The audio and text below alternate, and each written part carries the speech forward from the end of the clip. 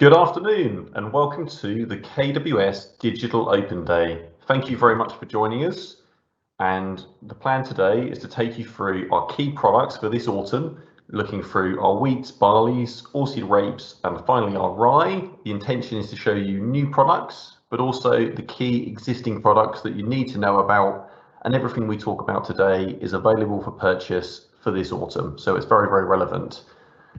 In terms of the format, we'll go through the wheats, the barleys, followed by the rye, then the Aussie rape, then the rye. And we're joined today by some fantastic experts in their fields from within KWS. So we're joined by Kws Richards. She is in charge of our wheat and barley product management and has extensive knowledge of the end use. We're joined by Dominic Spurrier, lots of on-farm experience, especially regarding production and also sales. Looking also to Olivia Potter, who's here today to talk from the technical perspective on our products. And last but not least, Judy Galt to look and talk through our Aussie rape.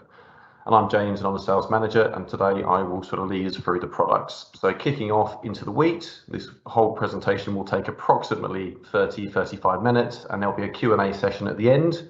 However, as we progress, I would suggest if you have any comments, feedback, questions, please do put them in the chat function. And we want to cover as many of these as we can and be as interactive as possible. So starting with the group ones, first product I want to talk to you today about is KWS Zayat. So Zayat is the highest yielding of the group ones. It's by no means new. However, the group one product hasn't been supplemented with a new variety since Zayat has been in the market. So we have the highest yielding and one of the most loved varieties here. It's getting slightly older, however, it still does do the job, and Kirsty's going to start by talking about it from the point of view of the millers. Great, thanks very much, James. So KWS Zayat, as you say, James, there's no new standout Group 1 variety coming through from any of the breeders, really, that we can see coming through the pipeline. So Zayat, along with Skyfall, Crusoe and Illustrious, are your mainstay Group 1 varieties for this drilling and the drilling beyond in 2022. So we're going to first of all look at the end use perspective and what makes Zayat a standout Group 1 for the millers. Well, it's all to do with its protein functionality. Importantly, it gets to that 13% protein level reasonably easily, like its sort of stable mates in the Group 1 sector, but really protein functionality is where it stands out. And there's a picture there of a guy called Sean who does all the technical baking at Hovis, and he's looked at KWS Zayat for us in a lot of detail over the past couple of years. And what he's seen and shared with other millers is the fact that KWS Zayat produces a heavier wet gluten than something like Skyfall, giving it a much stronger flour. And what that does is it enables a baker to make a more stable and resistant dough. In essence, it gives them a very flexible product they can use across the whole range of things they have to produce in a bakery. So a big tick from the end users. But Olivia, tell us a little bit more about the agronomics. Thanks, Kirsty. As James and Kirsty both said, nothing's really changed with the Group 1s and nothing's really changed with Zayat either. It's still a very good second wheat and it's still the highest yielding Group 1. Still got a brilliant Septorius score, but from a grower's perspective, the only thing that will have changed is the way that the yellow rust ratings are conducted now. But we'll touch on that a bit later on and we'll go into a bit more depth. But for now, Skyfall is now at the bottom with a 3, but Zayat is not much better with a 5. And talking of yellow rust, it does appear that with the warmer weather that we've just had, it's making a reappearance, so the campaign against it is far from over this year. However, with strong T3 fungicides, and with most of these treatments, including tebuconazole, the control should continue until the end of the season. So I'll pass back to James now, who's going to talk about extays. Thank you, Olivia. Some good insights there on Zayat. So now moving into the Group 2 sector, extays is a Group 2 wheat. However, I think it's got wide-ranging appeal, and I would be as bold to say that every farmer in the UK could consider this variety as one they should grow on farm. Lots of unique attributes. It is the highest untreated yield in terms of any product, so it's got massive risk security there. And in terms of other qualities, such as its end use, it may also tick some boxes for your local home. So I'll pass to Kirsty and she can talk us through extays. Great, many thanks, James. So the first thing to say really is that KW 6 Days is a Group 2 variety, and being a Group 2, that doesn't mean it's a failed Group 1. Being Group 2 is a special thing, so it's either a product that's very specific, has very specific uses for the miller and the baker, and if we think back to things like Soissons in the past, that's why that was a Group 2 variety.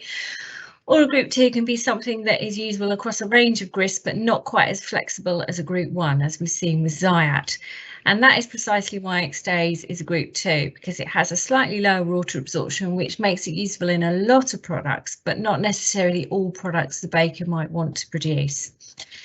It's a French variety coming from our French breeding programme, and it's a variety that has BPS or superior bread making, the big tick against that in France, and also the miller's gold stamp of approval, VRM, for use within their setting. So really a good sort of pedigree, if you like, it comes to the UK with in terms of bread making potential. It's worth saying that obviously we've said no new Group 1s on the horizon. Millers are looking at X-Days in a lot more detail this autumn, and particularly after harvest. And there are a range of contracts available from 11.5 right up to 13. So it's always worth contacting your local miller to see if there's a specific contract for a 13% X-Days. I think they'll certainly find some out there this autumn. So that's really a big tick from the millers. Olivia, over to you to talk a little bit more about the agronomics. Thanks, Kirsty. So if you are going to be pushing a variety to a high protein levels, then you need to be looking really at what data you have available. So there's a new section on the recommended list, and in that grain quality section, you can see proteins when grown under a milling regime.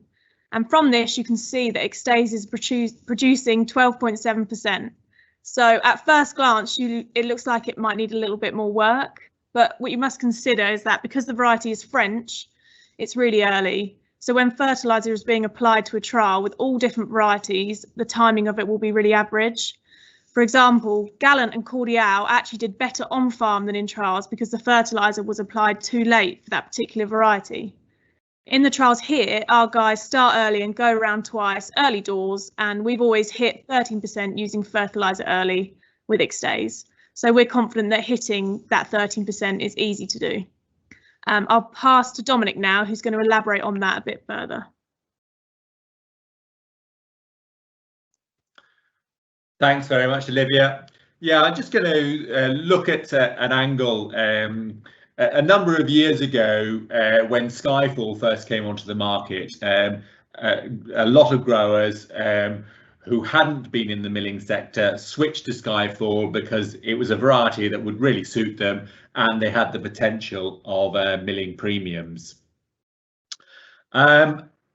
We believe now very strongly that those growers that were predominantly feed growers looking for an additional premium with Skyfall should be looking to switch away from Skyfall into X-Days. And the reason we say that is that X-Days has and can give very good premiums in the Group 2 sector and in that 13%.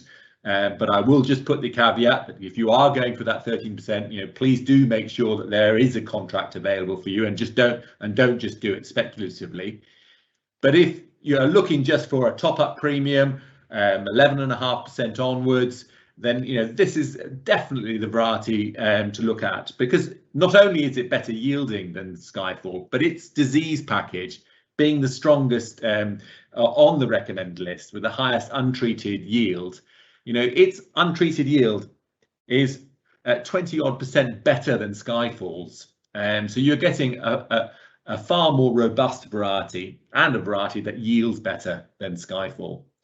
I think, as James said very early on, X-Days is the variety with the best all-round disease insurance policy on farm. And I think, growers will really appreciate that, and it's certainly something to consider going forward. And now I'll pass back to James to go on to Siskin. Thank you, Dom. So moving on to Siskin, this is a slightly older product, one that might well be known to a lot of you on the call. So why are we talking about it? Well, Olivia mentioned that we are in a season where yellow rust or the fight against yellow rust, should I say, is not over. And what we have in Siskin is the gold standard for yellow rust protection in the UK. It has juvenile yellow rust, or seedling yellow rust, as some of you might know it. It also has the strongest adult yellow rust score of 9, coupled with its consistent septoria score, good yields, and also decent spec weight. It's still a product that shouldn't be forgotten. And if you have it on farm and it's still performing, it's one that I would suggest to you maybe consider keeping with. What I'll do now, though, I'll pass to Olivia and she can talk through some of the changes to the yellow rust that we've seen in the last year. Thanks, James. So just going back to that yellow rust rating, the new score I touched on earlier, yellow rust has always been a bit of a nightmare, really, as it changes so much from year to year and can be different in these varieties dependent on year as well. So what happened with the recommended list is that they've tried to be more up to date and more informative to growers. So the watch list provides a way to flag unusual levels of yellow rust seen in certain trials, compared to with what the headline disease rating would otherwise suggest. They basically put everything into a traffic light system. So it gives growers an idea of the risks within certain varieties. So as you can see, Skyfall is now at the bottom with a 3, and Siskin is at the top with juvenile and adult resistance at that early drilled slot with a 9. So if we hadn't have had the prolonged period of cold this year, yellow rust would definitely have been a lot more prevalent. So having that variety with juvenile resistance needs to be utilised while we've got it. So with both yellow rust resistance and a good septoria resistance, it's a nice, easy to grow variety. So that leads us back to James, who's going to introduce our next variety. Thank you, Olivia. So we've gone through the bread making wheats and we're now into the Group 3 soft wheats. Looking at what is our sort of gold standard product in this sector, which is Firefly. It's the product that's probably well known to all of the millers and the biscuit houses, and it's performed fairly consistently on farm to date. It is a fairly good all-round variety agronomically, pretty stiff, big wide sowing window, and in terms of its septoria score, it's always held up fairly robustly. What I would say as a comment for those of you on farm this year is that some of these cougar races are perhaps seeing slightly more septoria, but I wouldn't suggest it's going to affect only Firefly. I think it could affect a lot more varieties that have cougar parentage, which would unfortunately be all of the Group 3 sector. So one to consider, but just bear that caveat in mind that the Group 3 sector's potentially seeing a bit more septoria. In terms of the agronomics, we'll get onto that with a little bit more in a second, but in terms of the milling point of view, I think there's a lot of potential in the product still, and one the millers would be sad to see go, and one that works very well for them, I suppose, Kirsty, isn't it? Absolutely, James. Thanks very much. Yeah, so quite rightly mentioned, the Group 3 market has become quite crowded of late. We had lots of new additions that went onto the RL last November. And whilst they've all been checked out by the millers, they're still taking their time to go through the biscuit houses. So a very good point, James, there, that actually Firefly remains the one that the millers and the biscuit houses still really like. And really that's all because of its 2 characteristics of resistance and extensibility. And in short, those are ways of measuring how you get the right number of biscuits in a pack time after time when you're in a biscuit factory. And Firefly ticks both boxes for resistance and extensibility. In fact, in our own trials, we've looked at it for a number of years, maybe 6 years in private trials.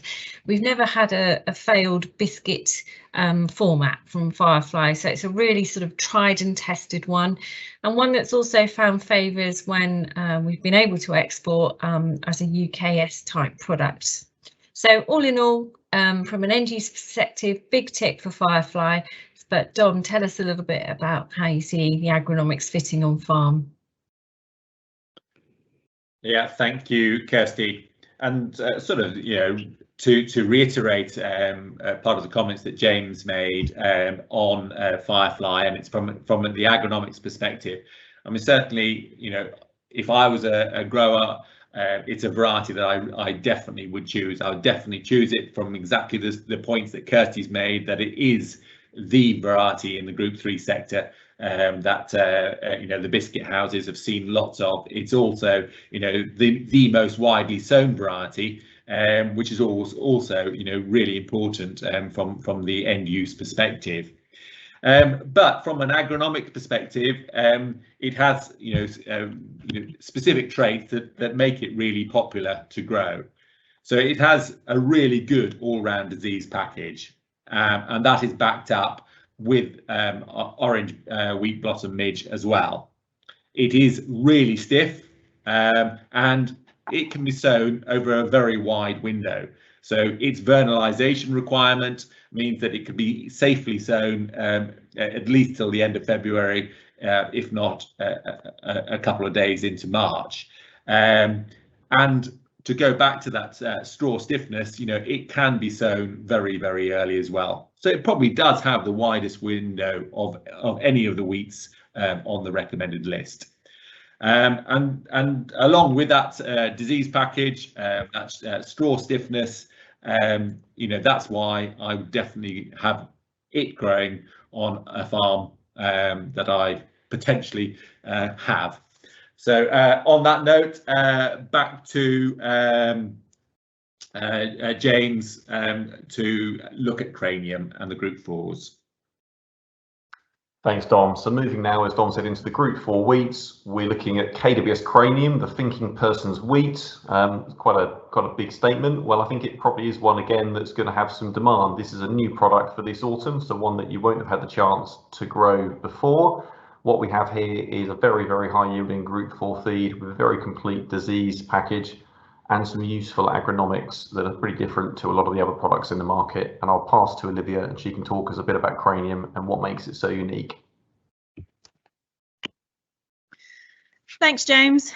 So for me, the most interesting thing about cranium is you've got that vigour from its crisping parentage, but it's also on stiff straw, just like Kilda. This variety is not just a late driller, it's much more than that. As we can see from our different sow date trials this year, cranium still looks great at that earlier drilled slot, which was the 20th of October. So it'll be great to see how these yield this summer. With cranium being so mainstream, if you look at those feed wheats, there's a lot of yellow rust out there.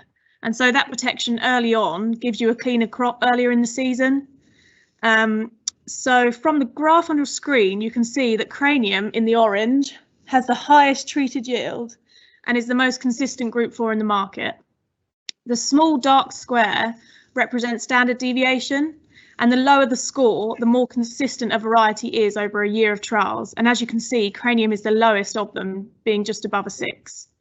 So in terms of scheduling on farm and considering what is early and late to mature to spread that workload, we would definitely use cranium for that. And we would partner it with something like Parkin, which is early to mature. So I'll hand over to Kirsty now to talk a bit more about Parkin. Brilliant, thanks Olivia. So KWS Parkin, you may have heard of, is a variety that actually failed to get put onto the recommended list back in November 2019. But we at KWS have spent a lot of time talking about it, and you may have seen it in the press and so forth, because it has a really nice set of agronomic attributes. It's a decent yielding hard Group 4 type, yields something in the mainstream slot like a Kerin or a Gravity. But really in the early sown trials, particularly the AHDB trials sown before the 25th of September, is where you see the potential of KWS Parkin. It does really well. And I guess our message on Parkin is that it's the first one you should put in your drill this autumn. It's a really unique plant type. It's very short and very stiff. Kind of think back to the days of Grafton. It's about 15 centimetres shorter than products like Inciter or a Skyscraper that you'll be used to seeing. And as a result, it has really nice performance on heavy land. So it's also an early harvest type too. So lots of big ticks against KWS Parkin. But Dom, tell us a little bit how you'd see it on your farm. Thanks, Kirsty. So yes, to reiterate, it is the shortest and stiffest variety. Well, it is shorter and stiffer than anything on the recommended list, and therefore, it's ideal on the heavy land, very, very fertile soils, particularly in the eastern part of England. And in that sort of area with a yield of 102% against control, it definitely has a place on those sort of farms. I think the fact that apart from its really short and stiff straw, the other aspect I like is it really does widen the harvest window, because it is supremely early. On our independent trials, we showed it to be nearly 2 days earlier than X days, and 3 days ahead of Graham. With this variety, July combining is perhaps not this year where everything is a little bit later, but in a more normal year, July combining is a real reality with this variety, and that sort of goes into the winter barley slot, as an introduction into oilseed rape. So yeah, definitely on very, very fertile soils, on the heavy soils in the east of the county, to spread that workload at harvest. And across to James to introduce an exciting new variety.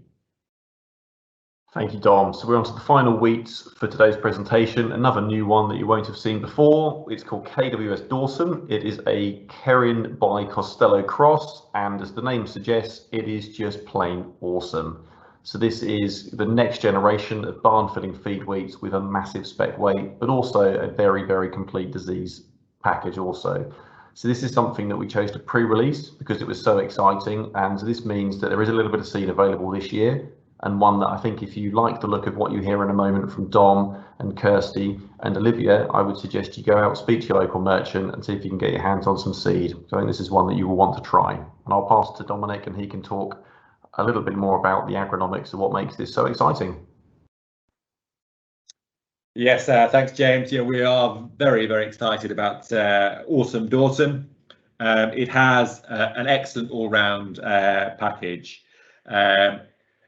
It's a Costello cross, and that brings some advantages, which I'll let Kirsty explore a little bit more in later. But because it's a Costello cross, it is quite a slow. It has a slow growth habit. And can be sown very early, and it'll plod along and develop at a nice steady rate. It has an excellent all-round package, as I said. It's 88% untreated yield, so that's an untreated yield that surpasses anything else in that Group 4 sector, and is right up there rivaling X-Days. It's a 9 for yellow rust, an 8 for mildew, a 7 for brown rust, and a 6.3 for septoria. Its greatest attribute, and I think what will really make it excel on farm, I'll let Kirsty explain more. Lovely, thanks very much, Dom. So it's so awesome that I even get to talk about it today, and I don't usually talk about Group 4 wheats because I'm mainly looking at the end user potential, but what makes it unique, as Dom said, is its high specific weight, over 80 kilos per hectolitre at that really high yield, so 6% yield advantage over something like a Costello. And our experience of varieties like that in the past is that, of course, they will have a place in a feed mill and be something that will be very usable. But equally, there may be opportunities for people to take advantage of their local homes if they're flour millers, because obviously flour millers are using hard Group 4s in their grists. And something like a Dawson would really be an attractive proposition to them. May not command a massive premium, but it would be an attractive option for them when they're looking to balance their grist potential. Couple that with the good Hagberg, and it also has good sprouting resistance too, which makes it one that's a bit more secure at harvest. And you really have something that is quite exciting, but that's the end use perspective. Olivia, tell us a little bit more about the agronomics. Thanks, Kirsty. I'll just sum it up really and just try and work out where Dawson fits on farm. And you'd take into consideration what wheat customers like. And so for that, we'd look at what the parents have done previously. So Costello for me was a bit like Diego in the fact that it was just very easy to look after and quite a safe variety. And that's where we can see Dawson fitting in as well. Also, like Costello, it's got more of a traditional growth habit, but being short and stiff with good grain. Dawson also provides good late drilling performance coming from its other parent, Kerin. So that sums up the wheat really. And we will now move on to the barley. And if you have any questions about wheat, just hold on till the end and we can cover those afterwards. So the first barley we're going to cover is Kws Tardis. It's new this autumn and is the highest yielding 2-row barley, and it's only 1% behind the highest yielding hybrid. with a class-leading disease package, and most importantly, its stiff straw will be a tough one to beat. James is now going to go into a bit more depth about how Tardis performs in comparison to the other new winter barleys. Thank you, Olivia. So, as Olivia said, Tardis is our new addition to the market. It sits as the highest yielding 2-row barley. It's also the stiffest we've ever bred. So I think if you're a barley grower, security of standing is one of the key attributes you're going to look for in a new product. It's also got a very good disease package, certainly for the wet weather diseases, and a good spec weight. So Tardis really is a complete variety.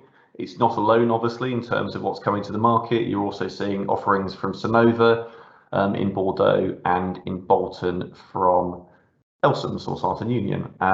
That also from Limagram we're seeing Mountain. So I think from my point of view, it's the standing of Tardis. It is the stiffest of those products. It's also got possibly the best Rhynchosporium score. So for those wet weather diseases, that is the one that I'd be most concerned about.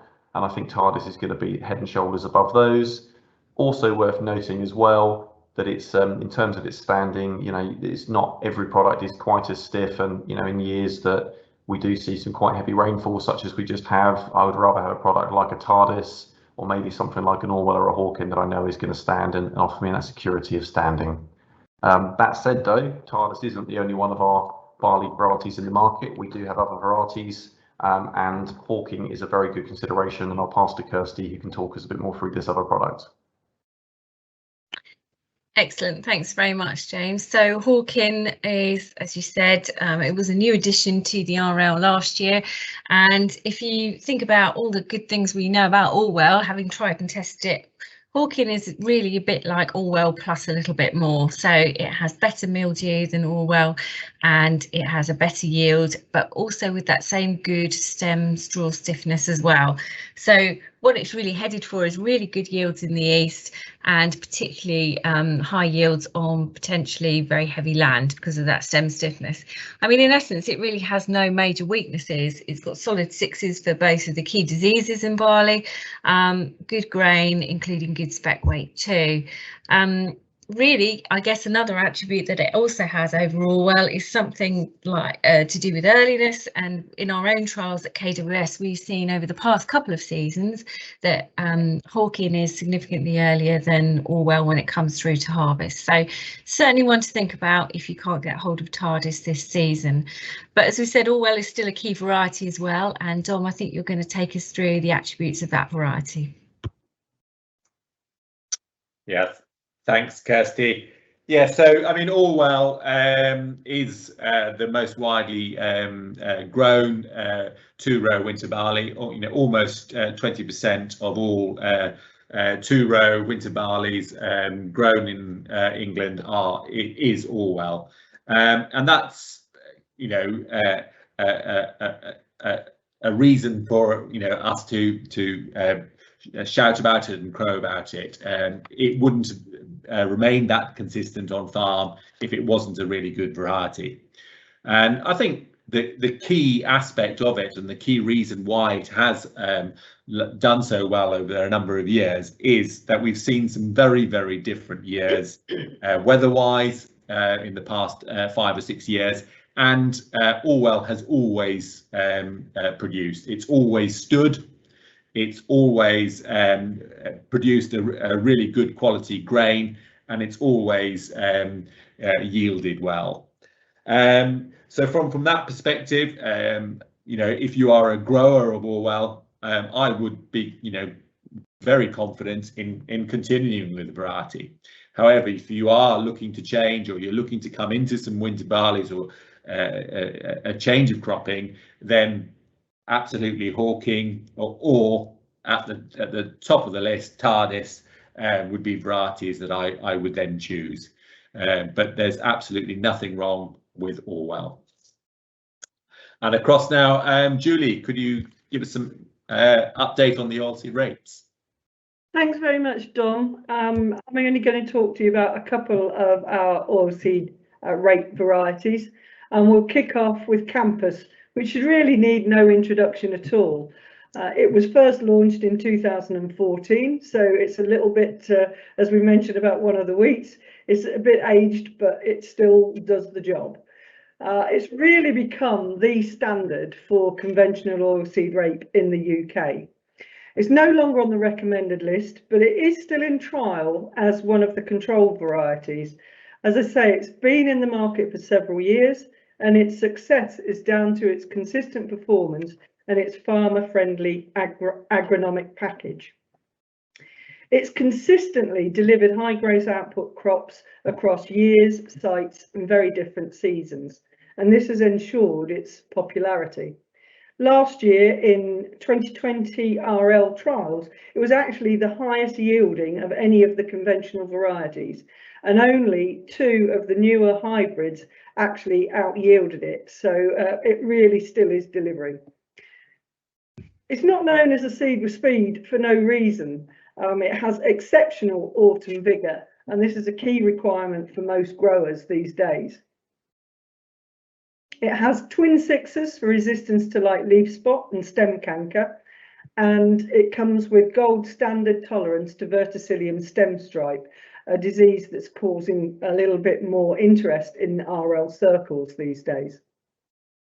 This robust package has meant that Campus has delivered exactly what it says on the bag over many years. Moving on to something newer that we've introduced, Blazon.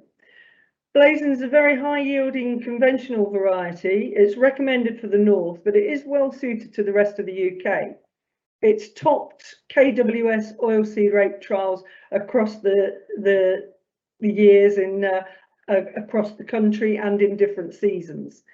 It's performed particularly well on higher seed rates, which has been an approach that growers have used to combat flea beetle damage.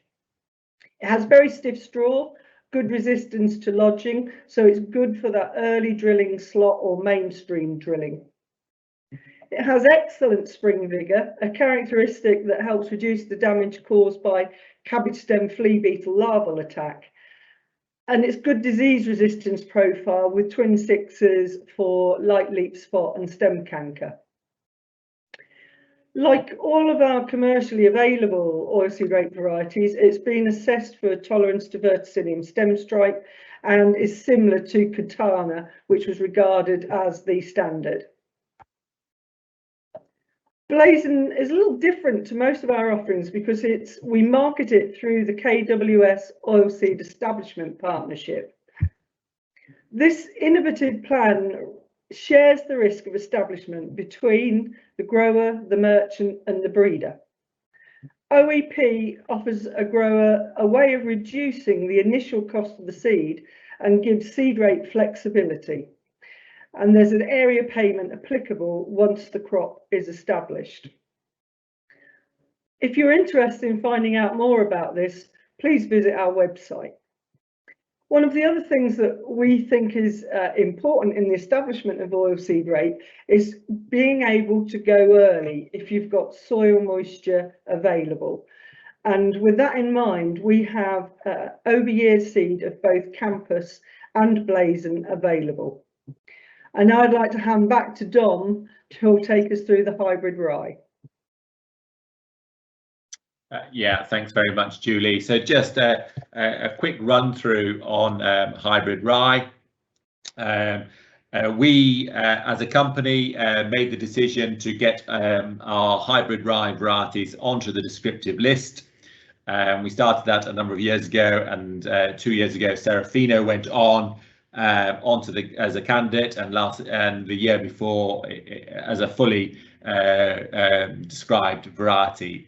Serafino at 111 against control was significantly higher than any other rye variety on that descriptive list.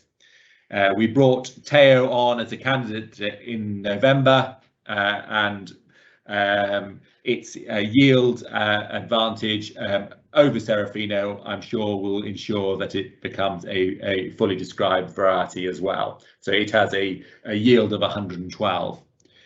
The key thing about our varieties is not only do they yield a lot better than anything else, they also have a very good, strong brown rust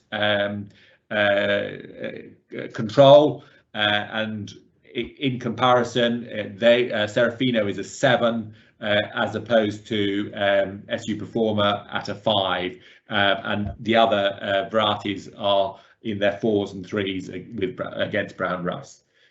So disease and yield really strong, but the hybrid rye from KWS are pollen plus varieties. And we've gone down the route of looking at hybrid rye from a grain potential.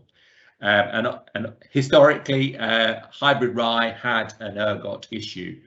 Our pollen plus genetics has closed the flower and reduced the pollen spread, or the pollen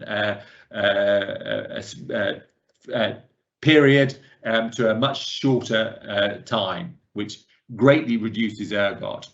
And that's why, you know, if you are looking to grow rye for grain, and it is seeing a huge expansion on farm, has many reasons for it to be grown on farm, and if you are looking then to grow rye as a grain product, then it is a complete no-brainer to choose the highest yielding varieties, the best disease control varieties, and most importantly, the varieties with the pollen plus genetics.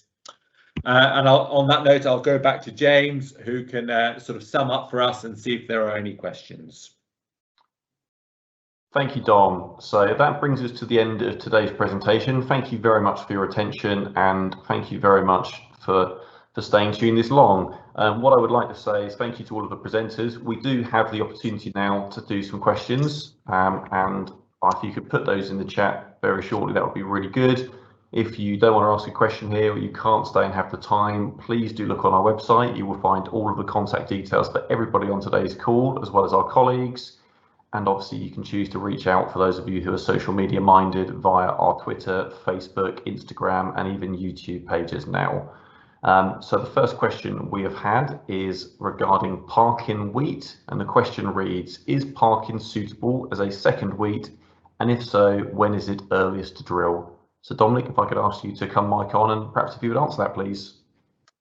Yes, thanks, James. I mean, Parkin, is definitely does its best in the early drill slot, and for that reason, I would say it's not really a second wheat. You want to be drilling Parkin, in early as you can in September, to get the maximum potential out of the variety.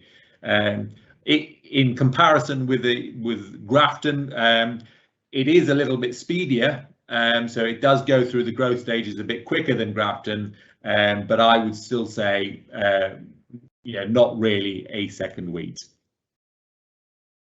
Thank you, Dom. So if you've got any more questions, please do feel free to put them in the chat, and we'll just hang on to see if any more come in. We'll give it a minute, I think.